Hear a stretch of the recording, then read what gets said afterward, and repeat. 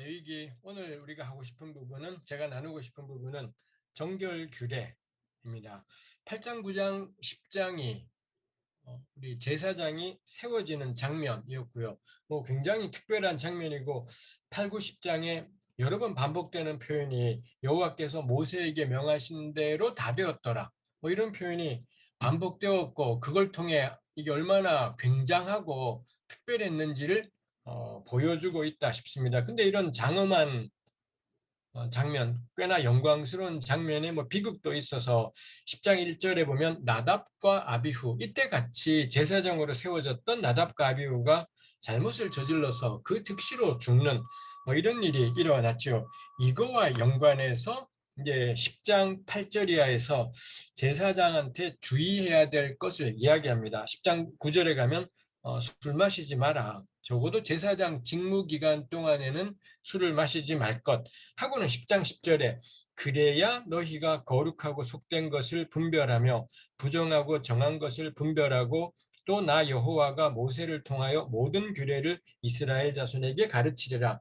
요 맥락에서 제사장이 해야 되는 매우 중요한 것이 뭐냐? 거룩과 속을 분별하고 부정과 정을 분별하는 것.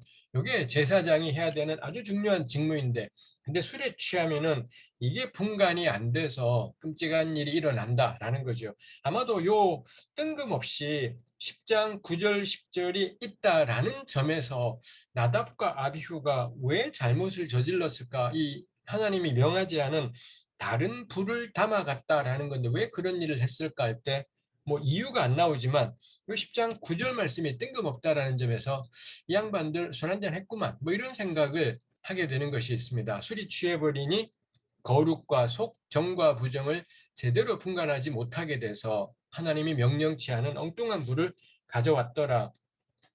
이렇게 추측을 해볼 수 있는 것이지요. 이렇게 제사장의 직무가 요거라는 것이 나와 있고, 그래서 11장부터는 그러면은 그 부정과 정은 어떻게 분별해야 되는데라는 것이 11장부터 15장까지 이어지고요. 16장이 속죄인데 16장 1절에 보면 아론의 두 아들이 여호와 앞에 나아가다가 죽은 후에 이 나답과 아비후가 죽은 사건을 16장 1절에서 언급하더라라는 겁니다. 그래서 10장에서 나답과 아비후가 죽었고 16장 1절에 그 죽음을 언급을 한다라는 점에서 10장은 16장으로 내용이 연결되고 있습니다. 근데 그 사이에 11에서 15장 정결규례가 있는 거고 이 정결규례가 나오기 위한 도입으로 포석을 깐 것이 10장 10절 제사장의 직무의 핵심이 뭐냐? 거룩과 속을 분별하고 부정과 정을 분별하는 것. 이렇게 되어 있는 셈이겠습니다. 우리 거룩과 속에 대해서 했었더랬습니다. 야훼 하나님 한 분만이 거룩하시고 모든 이스라엘은 기본값이 속된 상태라고 했었습니다. 그 다음에 모든 이스라엘은 기본값이 정한 상태인 거고, 근데 11장 이후에서 나오는 이런 상황이 발생했을 때 부정한 상태가 되더라 라는 것이 나오는 것이 있지요. 거룩과 속에 대한 부정과 정은 이제 11장 이후부터 하겠습니다만 거룩과 속에 대해서는 사실 레위기가 이 속됨에 대한 이야기는 더 이상 별로 다루지 않기 때문에 자세한 내용이 나오지 않습니다만 5경에 나타난 내용 전체로 미루어 짐작할 만하죠. 하나님 한 분만 거룩하신데 가령 야훼께 드려진 제물은 거룩해지게 되고 야훼께 제사 드리는 성소가 거룩하고 성소에 속해 있는 모든 물건들이 거룩하게 되죠. 그리고 하나님께 드려진 제물 가운데 일부만 태우고 나머지는 제사장의 몫이 됩니다. 근데 그거는 야훼께 드려진 제물이다 보니 거룩한 것이 되어서 아무나 먹어서는 안 되고 반드시 제사장만, 그래서 소제에 남은 것, 속죄제에 남은 것, 속건제에 남은 것은 반드시 제사장만 먹어야 되는 이런 상황들이 생기죠. 그 점에서도 화목제는 좀 다르죠. 화목제 같은 경우는 제물을 드렸는데 그 제물을 예배자가 평신도가 먹는다라는 점에서 화목제는 레위기의 이 테크니컬 텀으로는 지극히 거룩한 제사는 아니에요. 레위기에서 지극히 거룩한 제사라고 규정되는 건 소제, 속죄제, 속건제 이 세 개만 그렇게 규정이 되고 있기도 하죠. 그래서 이스라엘은 그렇게 속된 사람으로 정할 경우에 성전에 나와서 예물을 드리게 되는 것이죠. 그리고 이 평신도 이스라엘은 그냥 속된 채로 일상을 살아가는 것이겠습니다. 그래서 기본적으로는 속된 사람이겠습니다만, 그런데 이 이방 백성과 구분해서는 이스라엘은 하나님의 것으로 구별된 백성이기도 하지요. 그래서 나머지 곳들에서는 이스라엘을 가리켜 거룩한 백성이라고 그렇게 부르기도 합니다. 그때 이스라엘을 거룩한 백성이라고 부르는 건 가령 제사장과 연관해서는 이스라엘은 거룩하지 않고 속된 존재 자체가 속됨이겠습니다만, 열방 백성 전부와 견주어 볼 때에는 온 열방 가운데 야훼께서 이스라엘을 그의 백성으로 구별하셨기 때문에, 사실 구별이 거룩하고 연관된 개념이죠. 구별하셨기 때문에 그때 이스라엘은 거룩한 백성이 되는 것이 있습니다. 열방 가운데에서는 이스라엘은 거룩한 백성이 되는 것이 있죠. 그리고 또 하나 레위기에서 이 거룩과 연관한 것이 어, 하나님께서는 이스라엘에게 거룩을 명령하실 때가 있습니다. 우리 1장부터 16장 이 부분에서는 거룩을 거의 명령하지 않습니다. 우리 이따가 보겠지만 11장에서 딱 한 번 아주 특이하게 거룩을 명령하는 것이 있습니다만, 1장부터 16장은 주로 기본적인 거룩, 상태적인 거룩이에요. 야훼께 드려진 제물은 거룩, 제사장은 거룩, 성전은 거룩, 이런 것이었기 때문에 이스라엘을 향해 거룩을 명령하지 않습니다.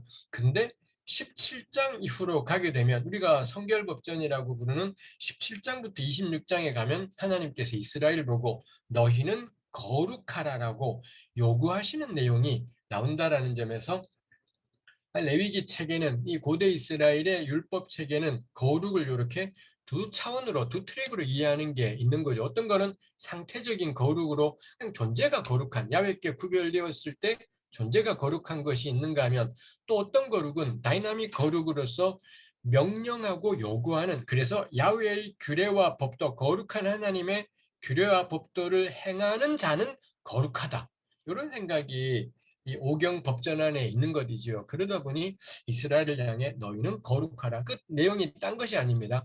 야훼의 규례와 법도를 지켜라. 이게 거룩하다라는 것의 내용이죠. 이거 우리가 다음 주에 이 부분에 대해서 생각을 해보겠습니다. 이제 우리 오늘 이 정부정에 대해서 11장부터 15장의 내용을 쭉 살펴보려고 합니다. 11장 전설적인 구약 본문이지요. 돼지고기는 부정해, 소고기는 정해가 언급이 되고 있고 해서, 정말 왜 이렇게라는 점에서 매우 특이한 본문이고, 구약이 오늘날에 효력이 없다라고 여기게 만드는 대표적인 구실 혹은 출발이 레위기 11장이라고 할 수가 있겠습니다. 일단 우리가 짚고 갈 것이, 이거 다 레위기는 제의 체계, 컬틱 시스템입니다. 제의 체계이다 보니 야훼께 어떻게 나아가고 어떤 걸 유의해야 되고 뭐 이런 걸 다루고 있는 게 컬트이죠. 우리 영어의 컬트라는 단어가 어떤 소수 종교 혹은 매우 특이한 종교, 이단에 가까운, 뭐 사이비에 가까운 이런 것들을 가리킬 때도 컬트라는 말을 쓰지만, 구약 성경과 연관해서 컬트라는 말을 쓸 때에는 어떻게 하나님께 나아가는가와 연관되어 있는 세부 규정들, 그런 시스템 전체를 우리가 컬트라는 말로 할 수 있고, 한자문화권에서는 제의라는 말로 할 수 있을 겁니다. 이 레위기의 제2책의 컬틱 시스템은 굉장히 포괄적이어서, 이렇게 어떤 짐승을 정하다 부정하다까지, 그리고 그 뒤에 가면 뭐 산모도 나병도 유출병도 나와서, 이 레위기가 생각하는 제2체계는 이스라엘의 삶 전체와 연관되어 있죠. 단지 성전 안에서 겁나 깔끔하게 산다고 해서 될 일이 아니라, 성전 바깥의 일상까지도 제2용어로 표현해내고 있다, 이지요. 그래서 우리가 이걸 통해 생각하게 되는 게, 오늘도 돼지고기는 안 먹어야 돼가 관건이 아니라, 우리가 배워야 될 것은, 고대 이스라엘에서 야훼께서는 하나님과 함께 살아가는 삶을 성소 안으로 국한시키지 않고 일상의 모든 먹고 안 먹고 하는 이런 영역에까지 이 하나님과 함께하는 삶을 요구하시는 것이 있구나. 그래서 이게 오늘 우리에게 의미하는 건 일상의 전 영역이 예수님과 함께 살아가는 삶이라는 겁니다. 예배당에 국한되는 것이 아니라 삶의 전 영역. 오늘 우리의 너무 당연한 얘기지만 레위기가 이러한 것들을 보여주는 것이 있더라라는 겁니다. 그래서 레위기는 곳곳에서 제사 용어들을 막 사용을 해요. 제사 용어를 평범한 말에다가. 그래서 아마 우리가 다음 주에 다루지는 못해서 지금 언급합니다만 가령 레위기는 이 레위기 19장에 보면 거기 땅에 들어가서 이 농사 지을 때 먹지 말아야 되는,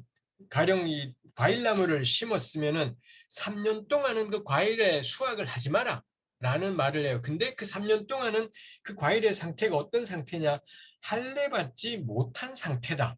뭐 이렇게 레위기는 표현하는 것이 있습니다. 그러니까 이 딱 제사 관련 용어들을 일상의 전 영역에다가 이 사용하는 것이 있더라 라는 거죠.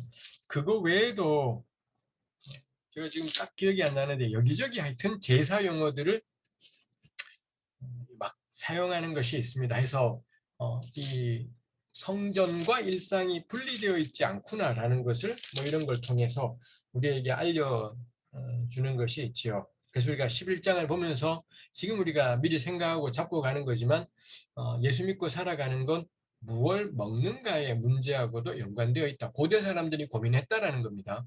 저는 오늘 우리한테도 역시 저는 무엇을 먹는가라는 것은 신앙적인 고민인 것 같아요. 성경에 고대 레위 시대 이 시대에 돼지고기 안 먹으라 했으니 지금도 안 먹는 이런 식으로 무엇을 먹고 안 먹고를 따르는 게 하나님 말씀을 따르는 것이 아니라 고대 세계의 배경이 있고요. 오늘 우리 시대에는 그럼 무엇을 먹고 안 먹고를 좀 고민하는 것도 당연히 중요한 문제이겠다 싶어요. 그럼 무엇을 먹고 안 먹고 할까 싶은데 우리 한번 볼일 이겠습니다. 왜 어떤 건 정하고 어떤 건 부정한지 기준이 뭐냐? 뭐 레위기 연구자들이 온갖 이야기를 다 했고요. 제가 생각할 때 모범 답안은 1번입니다. 하나님의 주권적 행위. 쉽게 말하면 까라면 까는 거야. 모르겠지만 하나님이 부정하다니 누가 뭐래. 끝. 끝. 이걸로 끝인 거죠. 모르겠어. 하나님 먹지 말라니까 알아서 하시겠지. 안 먹어. 이거는 정하다니까 모르겠어. 그럼 정. 설명을 이렇게 저렇게 해보지만 결국 몰라. 하나님 마음대로야. 이게 좀 모범 답안입니다. 뭐 이거에 대해서 우리가 가타부터 아무것도 말할 말이 없고 모범 답안, 피리어드, 끝. 이렇게 되는 것. 이겠습니다. 근데 문제는 이래 못 살겠다. 이지요. 왜 그러라고 하시는지를 도무지 모른 채로 하나님이 하지 말라고 하니까 안 하고, 그게 하지 말라는 게 남 때리지만은 납득이 되잖아요. 왜 남을 때리면 안 되는지가. 근데 왜 돼지고기는 부정하다라는 건지는 납득이 안 되지 않습니까? 저는 사람이 하는, 하나님의 형상대로 지음받은 사람이 하는 그래 못 산다 생각을 해요. 아무 이유도 없이 그냥 돼지고기니까 먹지 마라라고, 이거 가지고 한 달은 살겠는데 1년은 살겠는데 100년, 200년, 1000년, 2000년을 그냥 까라면 까식으로 그렇게 신앙생활을 하는 건 전 사람으로선, 하나님이 사람을 기계 쪼가리로 만들지 않는 한 그냥 뇌가 없게, 우리 요즘에 대부분의 개신교 교인들이 그렇듯이 교회 갈 때 뇌를 빼놓고 예배당에 들어가 버리지 않습니까? 목사가 막 개소리를 해도 그냥 아멘 해버리는 자임 목사님이 어련히 알아서 했으려는 이런 끔찍한 시대를 생각하면 애초부터 그냥 뇌를 빼버리고 인간을 만드시면 좋을 텐데 뇌를 집어넣으신 이상은 인류는 좀 그래 못 산다 생각을 합니다. 그래서 학자들이 1번 모범 답안, 하나님의 주권적 행위 일단 기본으로 받고요. 그 다음에 정말 약고천한 수준이지만 사람에게 뇌가 있는 한 온갖 국리들이 나와 있습니다. 두 번째 견해가 이방 제의에 대한 경계. 가령 돼지 같은 경우 고대 운동에서 제사 제물로 쓰인 사례들이 꽤 있더라라는 거지요. 그래서 돼지고기는 부정하다, 돼지는 부정하다 해서 결국 의도했던 것은 이방 제의가 혼합되어 버리고 이방 제의에 결탁되는 것, 이걸 막으려고 했던 거다라는 견해이죠. 요거 돼지에 대해서는 정확한 괜찮은 견해인 거고 나머진 몰라요. 소도 고대 근동 제의에서 쓰인 사례가 있는데 그럼 왜 소는 금지를 안 하지? 해서 돼지가 부정하다를 설명하기에 특화된 것이 이방제의에 대한 경계이고 나머지를 왜 부정하다 하는지, 왜 지느러미 없는 물고기는 왜 부정한지는 뭐 이방제의하고 연관해서는 하나도 설명할 수 있는 것이 없지요. 뭐 지극히 국한된 설명이겠습니다. 그 다음이 위생적 차원, 뭐가 안 좋아도 안 좋으니까 먹지 마라고 부정이라고 표현하신 거야 라는 견해 입니다. 이거 우리 이제 요즘 분들은 잘 모르지만 여기 우리 저기 요 과정에 요 중강에 들어오신 분들은 저랑 비슷비슷한 연배의 분들도 보이시고 합니다. 이런 분들은 이상구 박사님이라고 알지 않습니까? 우리 몇 년 전에 안식일 이 교인이셨던 이상구 박사님이 이런 이야기를 공중파에서도 하고 뭐 그랬더랬습니다. 구약이 이야기하는 건 뭐가 안 좋아도 안 좋기 때문에 뱀장어 그렇게 장어나 안 하고 좋다고 먹지만 이거 안 좋은 거야 사실은. 뭐 돼지고기 안 좋은 거야 뭐 이런 것들이 있죠. 뭐 그럴 듯도 하고 하나님이 뭔가 안 좋으시니까 부정이라고 했겠지, 상식적이기도 하고 그런 점에서 뭐 솔깃한 견해이죠. 근데 말이 안 되죠.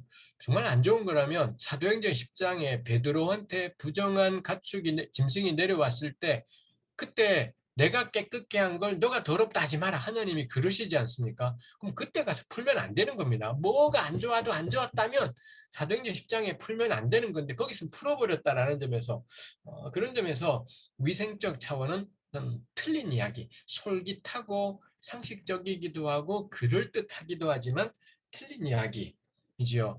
다만 제가 여기서 토를 달고 싶은 것이 안식교는 구약 전체를 이렇게 해석을 합니다. 구약 전체를 거의 문자적으로, 제가 거의라는 말을 쓰는 까닭은 그들의 구약 해석 전부를 검토해보지 못했기 때문에 거의라는 말을 쓰지만 제가 몇 가지 사례들을 보면서 이분들 일관되구나. 일관되게 문자적으로 해석을 하고 있습니다. 전 그 점에서 이분들 존중할 만한 분이다 생각을 해요.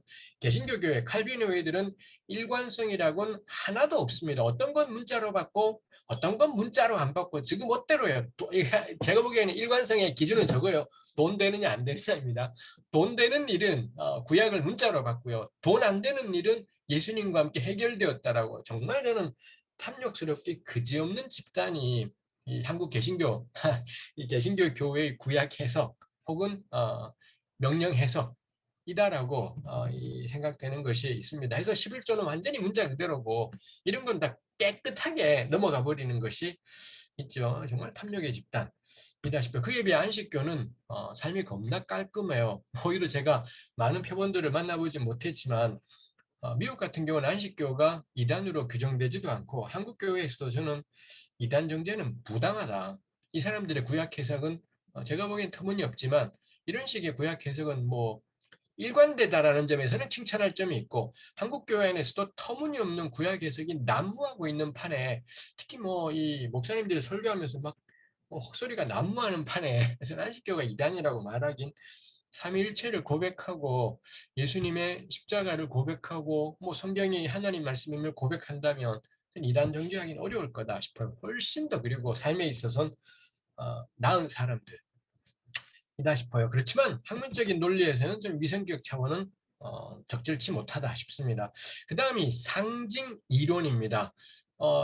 가령 이 육지짐승 같은 경우에 되새김질을 하는 것이 정하다라는 거죠. 근데 되새김질이라는 것은 한번 먹은 것을 다시 또 이렇게 하는 것이라는 점에서 말씀 묵상, 이거 겁나 오래되기로는 예수님 시대 때랑 비슷한 알렉산드리아의 필로라는 사람, 그 사람의 책에서도 이미 이 되새김질하는 짐승은 이 율법을 묵상하는 삶, 율법을 또 다시 묵상하고 묵상하는 삶을 상징한다. 뭐 이런 식으로 필로가 이 알레고리적으로 설명을 한 것이 있지요. 뭐 그 부분에 있어서는 그럴듯한 이야기지만 나머지 모든 걸 설명할 수는 없어요.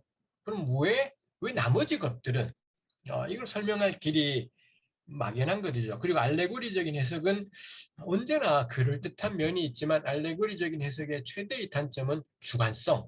사람마다 달리 볼 여지가 크다라는 것. 요거를 해결하기가 어려운 게 그럼에도 의미는 있는 것이 알레고리적 해석이겠습니다. 상징이론은 극히 일부만 설명할 수 있고 나머지 모두를 설명할 수가 없는 틀. 그래서 이방제의, 위생적 차원, 상징이론은 일부의 타당성이 있고 나머지는 다 타당하지 않은 설명이겠습니다. 마지막이 문화인류학적인 이해입니다. 사회 보존의 질서로서의 정과 부정에서 이런 이해의 가장 대표 주제가 메리 더글라스라는 인류학자입니다. 이분이 이 문화인류학, 이 문명과 떨어져 있는 고립돼 있는 그런 아프리카나 남미나 이런 부족에 들어가서 요거 실제 거기에서 이루어지는 일을 관찰하면서 뭐 진행하는 게 이런 식의 문화 인류학이죠. 메리 더글라스가 이런 관찰들을 통해 이야기를 해요. 이 양반의 책 순수와 위험이라는 책이 뭐 레위기 연구의 물줄기를 바꿔버린 엄청난 책이었었고요. 이게 이제 우리말로도 번역이 되어 있습니다. 근데 그냥 읽어보시면 잘 모르겠다. 잘 이해하기가 어렵다 싶은 것이 있습니다. 일단 이 번역한 하여튼간에 그렇지만 이거 레위기 11장이 궁금하다면 가장 고전적인 책이기 때문에 뭐 읽어볼 만하죠. 뭐 다행인 건 대부분의 레위기 연구소들은 이 메리 더글라스의 견해를 자기들 방식으로 다 나름대로들 요약을 해주었기 때문에 이 더글라스의 책을 못 읽어도 주석책들을 보면 대체로 뭐라 요약들을 해두었고 저도 역시 마찬가지로 저 나름으로 했죠. 이 더글라스의 견해가 달리 오염 이론이라고 부르기도 합니다만 이분이 예를 드는 것이 가령 머리카락 가령 저도 이렇게 머리카락 다 머리카락 있지 않습니까? 우리 근데 아침에 씻으러 갔다가 세수 비누에 머리카락이 묻어 있을 경우에 우리 다 그래요. 누가 이걸로 요즘은 우리 비누로 머리 잘 안 깎겠지만 옛날에 우리 그런 거 있잖아요. 누가 이거 제대로 안 씻었어 더럽게 이렇게 표현해요. 근데 엄밀하게 생각하면 비누 위에 있는 머리카락은 머리카락 중에서도 제일 깨끗한 상태인 겁니다. 진짜 더러운 건 이거고요. 이 대급박 위에 있는 머리카락이야말로 사실 하루에 온갖 먼지가 다 들어있고 뭐 침대에 먼지도 다 들어있기 때문에 이거야말로 제일 더럽고 비누 위에 있는 건 진짜 깨끗한 상태인 겁니다. 근데 우린 뭐라 그러느냐? 그거 보면 더럽다 그러고 우리 사람들의 서로의 머리를 보고선 어지간하면은 너 머리카락 더러워라고는 뭐 이렇게 말하지는 않는 것이지요. 요거 뭐냐? 사실 사람들이 더럽다라고 할 때 그 물건 자체의 더러움이 아니라 관계라는 겁니다. 어디에 있느냐에 따라서 있을 곳에 있으면 문제가 없고요. 깨끗해라고 하는데 있을 곳에 안 있고 딴 데 있다? 그럼 더럽다. 결국 깨끗하다, 더럽다, 부정은 뭐로 판정하느냐? 관계라는 거예요. 있어야 할 곳에 제대로 있으면 정한. 그래서 물건 자체의 어떤 더럽고 깨끗함이 아니다라는 겁니다. 이게 레위기로 가면 소가 깨끗해서가 아니라 돼지가 더러워서가 아니라 관계 때문이다라는 거죠. 해서 메리 더글라스는 가령 육지에서 살아간다라고 할 때 그 땅을 디디고 살아가고 그 거친 땅을 살아갈 수 있도록 이 단단한 발을 가지는 그게 쪽발인 거죠. 이런 굽을 가지는 것이 그 땅을 살아가기에 적합한 뭐 이런 것이 있겠다라는 거고요. 그 다음에 새 같은 경우도 하늘을 날기에 적절한 날개가 있어야 되는 거고 그 다음에 두 발이 내내 날고만 있어서는 안 되고 잠시라도 나무 위에서든 땅 위에 내려와서 그걸 쉬어야 되니까 두 개의 발이 있어야 돼요. 근데 날개가 있으면서도 뭐 다리가 네 개가 있다. 요거는 안 맞게 되는 이 적절한 관계가 아니게 되는 뭐 이런 것들이 되더라라는 것입니다. 이런 경우에 결국 더러움은 뭘로 결정되느냐? 그 사회가 생각하는 질서가 있어요. 그 특정한 사회가 이런 게 질서야, 이런 게 올바른 관계야라고 생각하는 게 있는데 그게 안 맞을 경우에 부정이다라고 규정을 한다라는 거죠. 이걸 통해 동물들을 정부정이라고 규정하는 게 동물 자체에 관심이 있는 게 아니라 결국에는 사회 질서를 보존하고 사회 질서를 유지하기 위해서 이런 관념들을 동물 체계에다가 집어넣어서 표현하고 있더라. 라는 것입니다. 그래서 한 사회의 정결은 그 사회 체계를 반영한다라는 것이죠. 해서 이 메리 더글라스의 견해가 에밀 듀리갱이라는 사회학자가 있지 않습니까? 듀리갱 이야기하고도 굉장히 많이 겹친다고 해요. 이 부분은 제 영역이 전혀 아니기 때문에 제가 또 그에 대해 전혀 다루지 않겠습니다. 혹시 궁금하시면 하여튼 에밀 듀리갱이라는 그 사회학자 이야기하고 아주 깊이 연관된다라는 것들이 있습니다. 제이콥 밀그롬도 역시 메리 더글라스의 견해를 가지고 오면서 그 다음에 이야기한 게 결국 고대 이스라엘은 그럼 사회 체계가 어떻다라는 거냐? 모든 인류가 있고요. 그 다음 모든 인류 가운데 하나님의 백성인 이스라엘이 있고 이스라엘 가운데 제사장이 있습니다. 결국 구약의 체계로는 사람은 세 등급, 높고 낮다와는 상관없이 세 부류인 겁니다. 제사장이 있고 여기가 가장 거룩한 존재가 제사장이지요. 그 다음에 이스라엘, 속된 상태이지만 열방과 연관해서는 거룩한 이스라엘이 있고 그 다음에 나머지 백성 전체 이렇게 존재하는 거고요. 그 다음에 있는 것이 그 모든 인류에 대응되는 모든 동물이 있는가 하면 이스라엘이 먹어도 되는 동물을 정하다라고 구분을 하는 것이죠. 이 정한 동물들 가운데 극히 일부 소, 양, 염소, 비둘기 요 딱 네 개만은 제사용 동물이라는 겁니다. 결국 레위기 책에는 동물을 3구분하는 겁니다. 제사용 동물이 있고 정한 동물이 있고 나머지 전체가 있고 요거 그대로 인류를 바라보는 사람을 바라보는 모든 인류가 있고 이스라엘이 있고 제사장이 있고 사회 체계, 사회를 바라보는 구분을 동물 체계에다가 반영했구나. 이런 것들이 문화 인류학적인 이해가 되는 거죠. 뭐 또 하나 모든 땅이 있고 특별한 땅인 이스라엘 땅이 있고 이스라엘 가운데서도 가장 거룩한 장소는 성소. 이렇게 되더라는 겁니다. 결국 이 동물은 정해를 통해 말하고 싶은 건 뭐냐?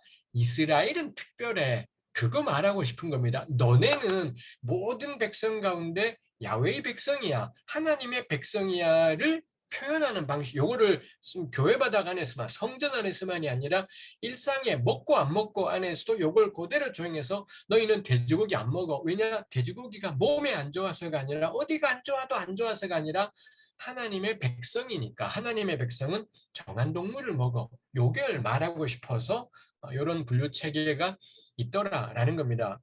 우리 오경에서 동물의 정부정을 말하는 또 다른 본문이 신명기 14장입니다. 신명기 14장에서도 역시 이 정하고 부정하고를 이야기할 때 첫머리에 너희는 여호와의 거룩한 백성, 우리 개역이 성민, 이 한자말로 번역을 했습니다만 그리고 마지막에도 역시 21절에 가도 성민이라는 표현이 있어서 거룩한 백성이라는 말로 시작하고 끝맺고 그 가운데에 정한 짐승과 부정한 짐승 이야기가 있더라는 겁니다. 결국 말하고 싶은 건 어느 짐승이 몸에 좋냐가 아니라 너희는 하나님의 구별된 백성의 삶이 있다.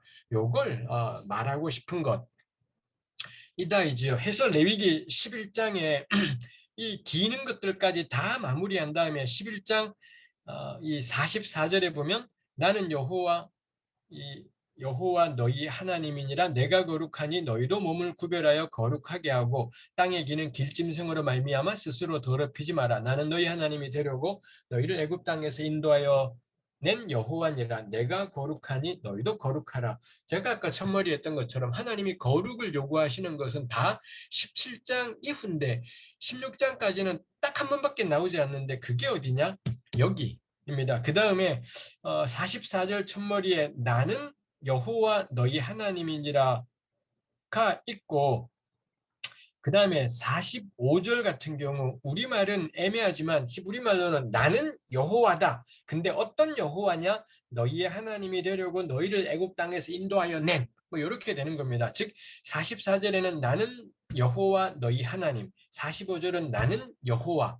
하나님이 스스로를 소개하실 때 짧은 버전이 나는 여호와다고요. 긴 버전이 나는 너희 하나님 여호와다. 입니다. 요 긴 버전, 짧은 버전도 역시 16장까지에서는 안 나와요. 여기만 나옵니다. 요 44, 45절에 짧은 버전에 나는 여호와, 긴 버전에 나는 너희 하나님 여호와가 각각 한 번씩 나오고요. 요 짧은 버전, 긴 버전은 전부 17장 이후에 가면 무지 많이 나와요. 계속해서 나오고 특히 19장, 우리 다음 주에 할 19장에 가면 19장에만 16번이나 짧은 버전 8번, 긴 버전 8번에서 16번이나 19장에 쓰여 있습니다. 즉 이런 표현 나는 여호와 나는 너희 하나님 여호와 너희는 거룩하라가 딱 여기 특징이 뭐냐? 성결법전의 특징이에요. 17에서 26장 성결법전의 매우 특유의 말투인데 그게 15장까지는 일체 안 나오는데 여기에만 43, 4, 5절에 11장 43, 4, 5절에 거룩하라 명령 나오고 하나님이 스스로를 표현하는 짧은 것, 긴 것이 나온다는 점에서 이 11장 43, 4, 5는 굉장히 특이한 이 성결법전에 이 테크니컬 텀들이 여기 나온다라는 점에서 매우 특이한 것이기도 하죠. 근데 여기 나오는 표현, 이 짐승 때문에 너희를 더럽히지 말고 거룩하라라는 표현이 또 어디에 나오느냐? 20장 25, 6절에 가면 나와요. 20장 25, 6절에 제가 이 나눠드린 것에도 적어 두었겠습니다만 너희는 짐승이 정하고 부정함과 새가 정하고 부정함을 구별하고 내가 너희를 위하여 부정한 것으로 구별한 짐승이나 새나 땅에 기는 것들로 너희의 몸을 더럽히지 말라. 너희는 나에게 거룩하라. 이는 나 여호와가 거룩하고 내가 또 너희를 나의 소유로 삼으려고 너희를 만민 중에서 구별하였음이니라. 20장에도 역시 뜬금없이 짐승의 정부정 이야기 17장 이후에 이거 안 나와요. 요거 딱 11장을 가리키는 거지 않습니까? 그러면서 이 표현을 쓰고 여기에 몸을 더럽히지 마라. 몸 더럽히지 마라가 11장에도 있는 근데 11장은 개역에서 몸을에 해당하는 부분을 개역을 11장에서는 다 스스로라는 말로 번역을 해서 사실 11장과 20장이 같은 표현을 쓰고 있는데 이게 잘 안 느껴지게 만들어 두었습니다만 몸을 더럽히지 마라가 11장 마지막에도 나오고 20장 마지막에도 나오고 둘 다 거룩하라가 나오고 짐승의 정부정 이야기가 언급이 되어 있더라라는 것입니다. 그래서 11장이 매우 특이하고 11장은 이 성결법전하고 들어맞는 부분이 이렇게 있다라는 거고요. 근데 문제는 뭔가요? 그 20장이 무슨 내용을 요 표현이 제가 여기 20장만 예를 들었지만 18장에도 이런 식의 표현들 동물의 정부정은 안 나오지만 몸 더럽히지 않기 구별하기 요 이야기가 18장에도 나오더라는 겁니다. 근데 우리 떠오르시려나요? 18장과 20장이 무슨 내용을 다루고 있느냐? 금지된 성관계 입니다. 그리고 이 두 본문의 그 유명한 남자 동성 성행위를 금지하는 명령이 18장에 한 번, 20장에 한 번 있더라라는 것입니다. 근데 레위기는 11장에 15장까지 하고 너무 안 어울리는 표현이 11장에 있고요. 근데 그 표현이 18, 20장에 있어요. 즉 레위기의 고대 이스라엘의 야훼께서 원하셨던 사고방식은 뭔가요? 11장을 지탱하는 논리하고 18, 20장을 지탱하는 논리가 똑같다라는 겁니다. 둘 다 목적이 뭐냐? 금지된 이 성관계 하지 말라는 목적이 뭐냐? 돼지고기 먹지 말라는 목적이 뭐냐? 몸을 구별해라, 거룩하라. 이게 야훼께서 가지신 논리였다라는 것입니다. 근데 문제는 뭔가요? 오늘날에 우리 전 세계 교회는 11장의 돼지고기의 부정을 깨끗이 개무시합니다. 깨끗이 개무시하고 돼지고기를 우리 삼가거나 그렇게 하지 않아요. 뱀장어 삼가거나 그렇게 하지 않습니다. 근데 미국에 있는 한인교회, 그 다음에 미국에 있는 백인 개신교 교회, 특히 미국 중남부에 있는 개신교 교회들, 침례 교회들, 그 다음에 한국의 압도적인 개신교 교회는 레위기 11장의 동물의 정부정은 깨끗이 넘어갔고요. 18, 20장에 나오는 남자 동성 성행위 금지 규정은 글자 그대로 받아요. 요거 불가능하다라는 것입니다. 왜냐하면 두 본문의 논리 구조가 뭔가요? 몸뚱아리를 구별해라, 거룩하라. 요 논리가 11장과 18, 20장을 탄탄히 지탱하고 있어요. 그럴 거라면 우리는 둘 다 받든지 둘 다 내팽개치든지 딱 둘 중에 하나밖에 없습니다. 근데 동물의 정부정은 내팽개치고요. 남자 동성 성애의 금지는 글자 그대로 받아요. 그딴 식으로는 성경 해석 못한다. 왜냐하면 레위기 자체가 우리 방금 확인하다시피 11장 43, 4, 5절하고 이게 18장에 20장에 반복이 되고 있거든요. 특히 20장은 뜬금없이 동물의 정부정까지 끄집어내서는 11장을 떠올리게 하는 것이 있습니다. 요거 뭔가요? 요거 세트라는 겁니다. 세트이기 때문에 원하는 것만 골라 살 수는 없어요. 구매하시려면 둘 다 구매해야 되고요. 구매 안 하실 거면 둘 다 포기하는 것이 맞다. 이죠. 그래서 레위기 18장, 20장을 지금 우리가 동성애 찬반 논쟁을 하자는 것이 아닙니다. 동성애 반대하는 사람들의 중요한 근거 가운데 하나, 제가 보기엔 나머지는 다 허접하고요. 핵심은 레위기 18장, 20장, 로마서 1장 딱 세 군데. 이게 핵심입니다. 로마서 1장 지금 우리의 영역이 아닙니다. 적어도 레위기 18장, 20장을 동성애 반대 근거 구절로 사용할 거라면 돼지고기 드시지 마시라고. 돼지고기 드시지 마시고 장어 같은 거 드시지 마시라고 저는 꼭 권하고 싶어요. 그거 안 할 거라면 18장, 20장을 운운하지 마시라. 다른 방식으로 반대할 거면 반대해야 되지 레위기 가지고 그런 소리는 하지 마시라 라는 거죠. 왜냐하면 레위기 자체가 본문 자체가 명확하게 우리에게 보여주고 있는 것이 있지요. 다시 우리 요 20장 이야기는 다음 주에 또 살짝만 언급하고 나머지 내용 20장, 18, 20장의 나머지 내용을 살짝 언급하고 갈 것이 있겠습니다. 다시 우리 11장으로 오겠습니다. 해서 정부정 규례가 정말로 말하고 싶은 건 뭔가요? 몸을 구별하는 거룩한 삶. 요게 취지이고 알맹이입니다. 그래서 돼지고기 안 먹는다고 될 일이 아닌 것인 거고요. 우리가 고민할 건 뭔가요? 고대 사람들은 요거 고민했고요. 오늘 우리는 그러면 몸뚱아리를 구별하고 거룩한 삶을 살기 위해 먹고 안 먹고를 균형해야 되는구나 라는 겁니다. 아무리 몸에 좋아도 몸에 좋고 안 좋고가 우리의 관건이지는 않겠다 라는 것이 있지요. 사실 먹고 안 먹고 문제가 의미가 있는 게 가령 우리 가톨릭 성경에 포함되어 있는 마카베오상, 마카베오하 이 두 권의 책을 보면 주전 2세기 중반에 안티오코스 에피파네스라는 이 시리아 제국의 왕이 예루살렘을 침공하고 장악하고서는 이 돼지고기를 안 먹는 사람을 다 죽여버리는 유대교를 박살내려고 돼지고기 안 먹고 할례행하는 사람을 다 죽여버리겠다라는 칙령을 내렸고 실제로 굉장히 많은 살상들이 벌어졌더랬습니다. 그때 이 돼지고기를 안 먹겠다고 죽은 사람들이 굉장히 많이 있었지요. 딱 그런 경우는 먹고 안 먹고가 야훼를 경유하는 삶의 가장 본질적인 측면하고 닿아버린 순간이라고 할 수가 있지요.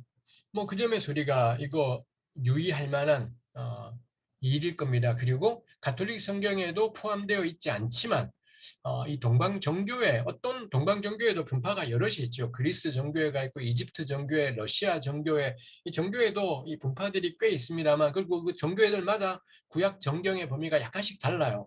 그래서 우리 영어책으로는 NRSV 영어 성경 가운데 NRSV가 어떤 건 개신교 버전이 있습니다. 딱 구약 신약만 있는 개신교 버전 NRSV가 있고 어떤 NRSV는 NRSV with 아포크리파 이렇게 타이틀이 붙어 있는 NRSV가 있어요. 거기는 정교의 분파들까지 포함해서 존재하는 지구상의 모든 개신교, 이 교회, 기독교 종파, 거기 가톨릭이 있고 정교가 있고 개신교가 있죠.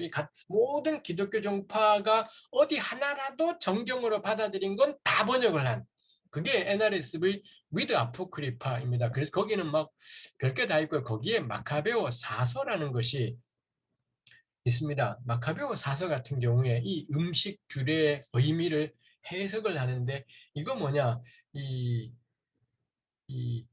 이성이 욕망을 다스리는 이 마카베오 사서가 이성이 얼마나 존귀하고 존엄한 것인지 요거 강조하고 있는 매우 철학적인 작품이 마카베오 사서라는 것입니다. 그래서 음식 규례의 본질이 뭐냐? 자기 절제라는 겁니다. 먹고 싶다고 다 먹는 것이 아니라 먹고 싶고 뭐 먹는다고 문제가 될 것도 없지만 야훼께서 금하셨기 때문에 내 욕망을 내려놓고 내 욕망을 포기하고 하나님의 말씀을 따르기로 결정한다. 이성이 욕망을 다스리고 지배하도록 이게 목적이었다. 뭐 이런 식의 풀이를 마카베오 사서가 제시하고 있는 것이 있지요. 이런 것들 역시 마카베오 사서 같은 이게 아마 주후 1세기경의 작품으로 여겨집니다. 주후 1세기 즉 신약 성경의 시대이지 않습니까? 그때 유대인 공동체 내에서는 할례가 아니라 이 음식의 동물의 정부정 규례를 통해 무엇을 생각했느냐? 요거의 의미는 절제구나. 욕망을 따라 살지 말고 야훼의 토라를 기반으로 이성에 따른 삶을 살아라. 절제를 가르치는 것으로 이 레위기 11장을 해석했던 것이다라는 거죠. 뭐 이것만이 타당한 해석이야는 아니겠지만 충분히 우리가 고려하고 배울 만한 해석이겠다 싶지요. 그 다음에 또 이게 요거랑 통할 수 있는 게 결국 인간의 최초의 죄의 죄는 선악을 알게 하는 나무 열매를 먹어버린 것. 이지 않습니까? 그것도 역시 마찬가지죠. 선악과를 야훼께서 먹지 마라 하셨고, 근데 아담과 하와가 먹고 싶었고 욕망이 있었고, 욕망이 먹지 마라는 야훼의 말씀을 눌러버리고 난 그래 못 살아. 우리는 먹어버릴까? 내 욕망이 야훼의 규례보다 더 위야 해서 먹어버린 사건이 있지 않습니까? 그 점에서 선악과 사건을 다시 야훼께서 이 이스라엘에게 제공하신 것이 레위기 11장인 셈인 겁니다. 이제 출애굽을 해서 새로운 하나님 백성으로 살아가기를 원하는 자들에게 이 창세기 3장에 나오는 선악과 사건의 맥락을 다시 부여하면서 이제 너희들은 어떻게 할래? 먹고 싶다고 뭐든 다 먹어버리는 삶을 살 것인지 아니면은 야훼의 말씀을 따라 살아가는 백성이 될 것인지 이게 그런 이 생명과 사망의 길을 다시 이스라엘 앞에 내어놓은 것이 레위기 11장인 셈인 거죠. 그래서 레위기 11장은 창세기 3장하고 연결된다라고 우리 생각할 수 있습니다. 이런 식의 해석이 키우치 노부요시라는 일본인 학자가 쓴 이 레위기 주석이 있습니다. 이게 우리 한글로도 최근에 번역이 되었다는 얘기를 제가 아직 보진 못했는데 전 영어책이 있습니다만 이 키우치 노부요시라는 일본인 학자의 책에서 이런 이야기를 하죠. 이 키우치란 양반이 진짜 특이해서 아주 좋은 레위기 연구자입니다. 근데 이분 겁나 흔히 말하는 영적인 해석.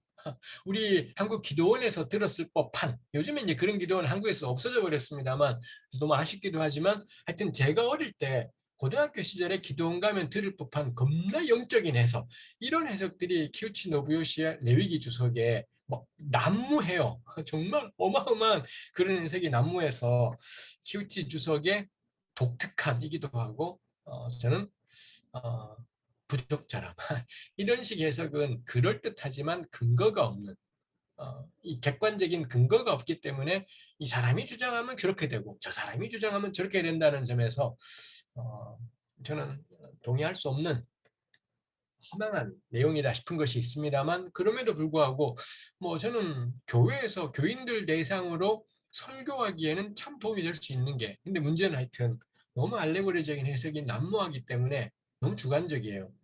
너무 주관적이라서 저는 사실 이렇게 설교하면 저는 그런 경우 가지 말아라고 교인들에게는 권하고 싶을 만큼 놀랍게도 굉장한 학자인데 하여튼 이런 해석들이 있습니다. 당연히 그래서 키우치 책에는 원죄라는 말도 난무해요. 어지간하면 원죄에다 다 끌어가 버리는 어, 정말 일본인 학자인데 어떻게 이렇게 이럴 수가 일본의 성서학이 굉장히 이성적인데 어떻게 이럴 수가 있나 싶을 정도 이기도 하지요. 뭐 이런 것들이 전부 다 레위기 11장이 무엇을 의도했던 거냐에 대해서 알려주고 나름의 길을 찾으려고 하는 거고 좀 우리가 고려할 만한 점 이겠다 싶습니다. 그리고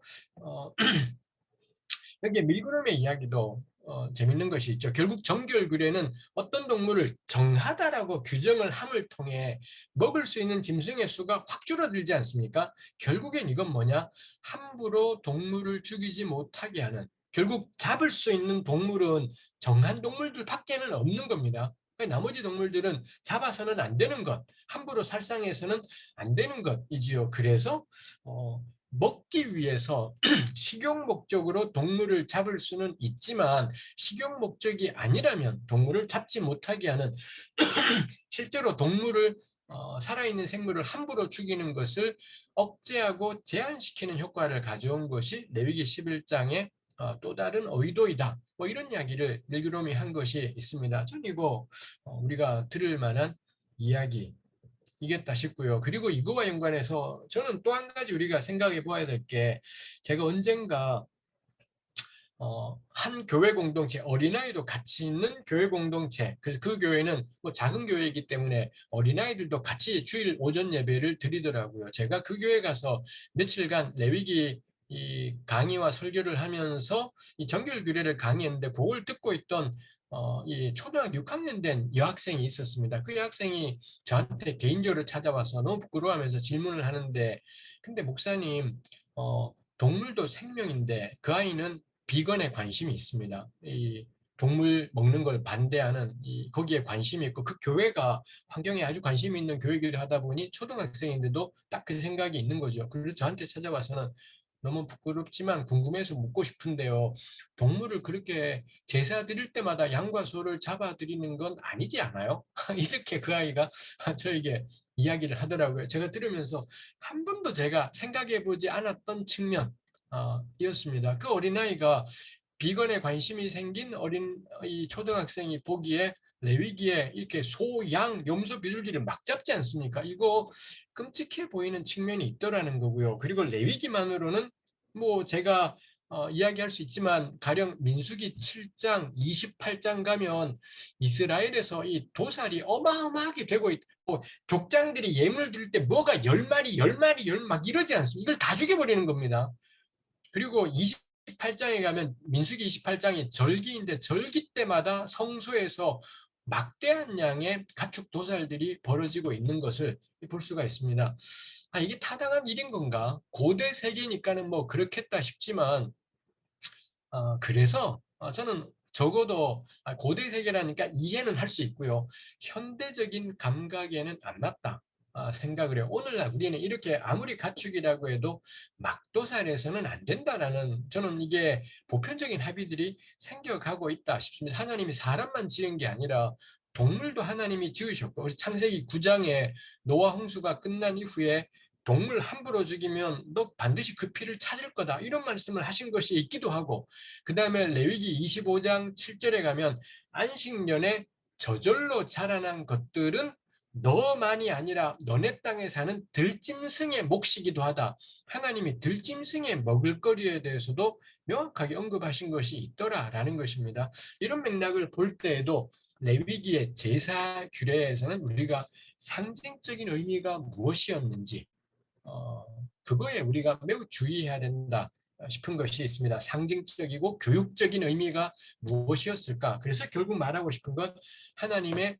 거룩한 백성으로 살아가기. 근데 그거를 종교적인 영역만이 아니라 이 말은 약간 이상하지만 내 삶의 전 영역을 종교적인 영역으로 신앙적인 영역으로 할 것. 그럼 저는 우리 시대에 제가 그 아이에게 말했던 것도 그겁니다.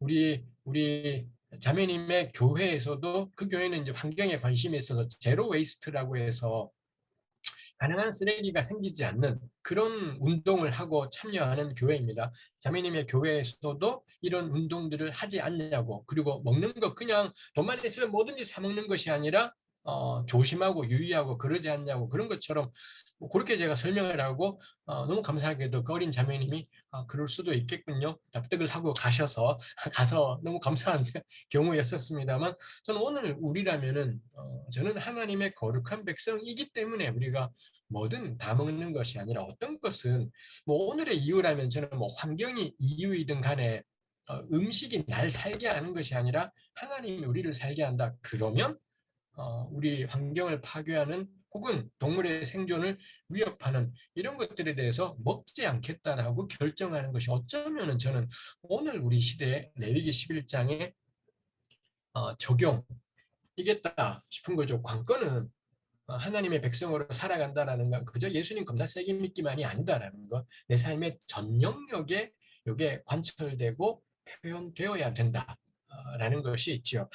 레위기 11장이었었고요. 두 번째가 레위기 12장입니다. 12장은 출산한 여성의 경우를 다루고 있죠. 출산한 여성은 부정하다라고 레위기 12장 2절에 부정하다라고 규정이 되는 것이 있습니다. 왜 출산한 여성을 부정이라고 표현하는 걸까도 어렵지요.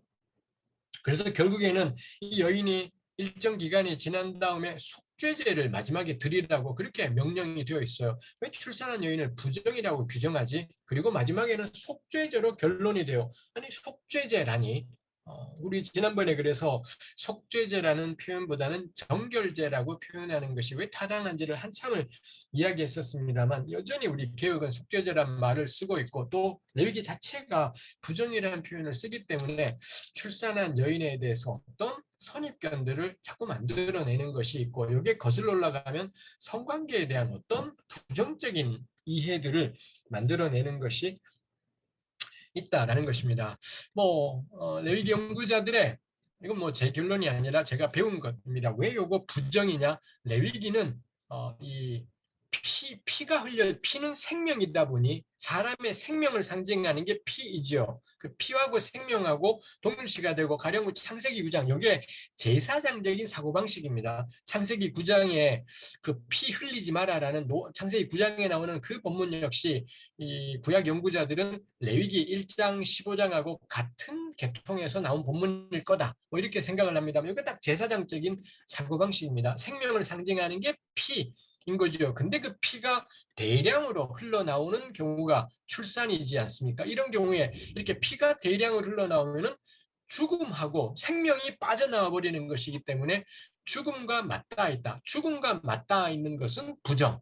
이게 레위기가 생각하는 사고방식입니다. 사실 이 배에 기어다니는 땅에 기어다니는 것들이 있지 않습니까? 뱀이나 지렁이 같은 얘네들은 특히 지렁이 같은 경우 어떤 때는 땅 속에 있다고 어떤 때는 땅 위로 올라오고 적어도 온몸이 다 땅에 닿아 있지 않습니까? 근데 땅은 죽은 자들이 묻히는 곳인 건데 근데 이 기어다니는 것 다리가 없어서 기어다니는 것들은 혹은 다리가 너무 짧아서 기어다니는 것처럼 보이는 것들은 배를 까는 것처럼 보이는 것들은 죽음의 영역과 맞닿아 있고 심지어는 죽음의 영역에 들어가기도 하고 그런 점에서 기어다니는 것 일체를 레위기 11장에서는 부정이라고 규정하지요. 죽음 때문이다라는 말이 11장에 안 나오지만 우리 12, 13, 14, 15를 보면서 죽음과 닿아 있는 걸 부정이라고 하는 거구나. 거꾸로 기어다니는 배로 기는 것들은 죽음의 영역인 땅과 닿아 있기 때문에 부정이라고 하는구나. 이렇게 설명을 할 수 있죠. 근데 피가 대량으로 나온다고 해서 팔에서 피가 대량으로 나온다고 부정이라고 규정하지 않습니다. 죽음과 연관돼야 된다라는 점에서 집중하고 있는 건 성기에서 대량의 피가 흘러나오는 경우이죠. 왜냐하면 남자의 성기이든 여성의 성기이든 출산하고 연관이 있지 않습니까?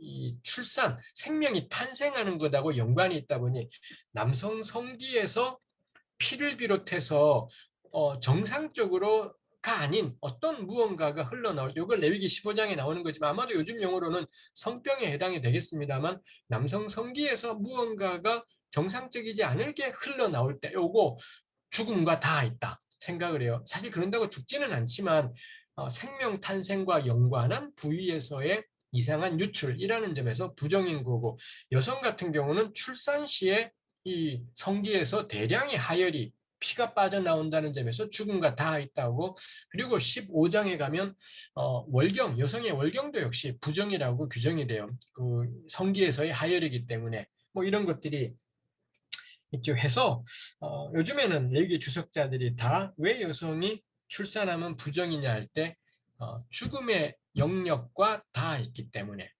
그리고 좀 더 세부적으로는 이 탄생, 죽음하고 연관되는 이 성기 부위에서의 대량 출혈 혹은 무언가의 유출 이런 것들을 레위기가 부정이라고 규정하고 있구나가 될 수가 있죠.